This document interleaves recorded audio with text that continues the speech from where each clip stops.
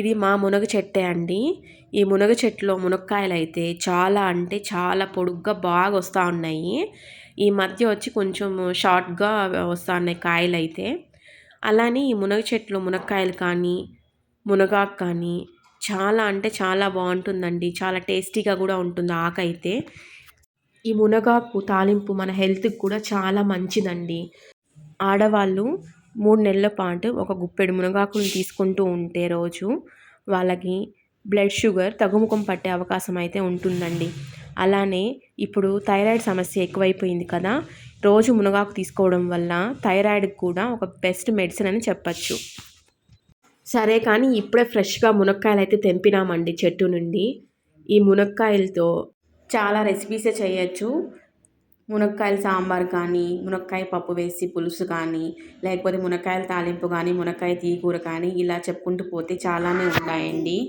నేనైతే మునక్కాయ సాంబార్ చేస్తున్నానండి.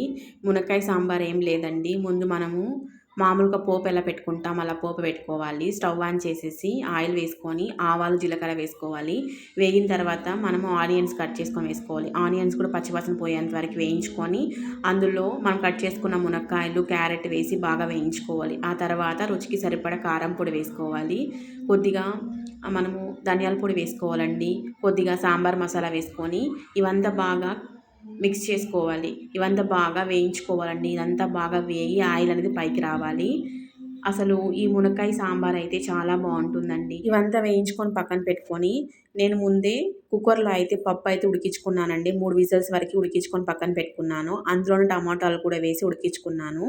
ఇప్పుడైతే మనము ఉడికిన పప్పునైతే ఇందులో వేసుకోవాలి. ఇందులో వేసుకొని ఒకసారి బాగా మిక్స్ చేసుకోవాలండి. ఇలా అంతా మునక్కాయ, క్యారెట్ అంతా పట్టే విధంగా పప్పు అంతా బాగా మిక్స్ చేసుకోవాలి. మిక్స్ చేసుకొని బాగా ఉడికించుకోవాలండి. మునక్కాయ అంతా బాగా ఉడికేంత వరకు కొన్ని ఇందులోనే వాటర్ వేసుకొని బాగా ఉడికించుకోవాలి. మునక్కాయ, క్యారెట్ ఉడికేంత వరకు మాత్రం ఉడికించుకొని స్టవ్ ఆఫ్ చేసుకుంటే మన సాంబార్ అనేది రెడీ అయిపోతుందండి. కొంచెం సాంబార్ మరీ తిక్కుగా కాకుండా మరీ పలుచగా కాకుండా మీడియంగా ఉండాలి. అప్పుడే టేస్ట్ అయితే బాగుంటుంది. ఈ సాంబారు బాగా ఉడుకుతున్నప్పుడు ఇందులోనే కొద్దిగా చింతపండు రసం అయితే మనం వేసుకోవాలండి. వేసుకొని మునక్కాయలంతా ఉడికిపోయిన తర్వాత స్టవ్ అయితే ఆఫ్ చేసుకోవాలి. ఫస్ట్ టైం మీరు నా ఛానల్ చూస్తున్నట్లయితే లైక్ చేయండి, షేర్ చేయండి, సబ్స్క్రైబ్ చేసుకోవడం మాత్రం మర్చిపోకండి.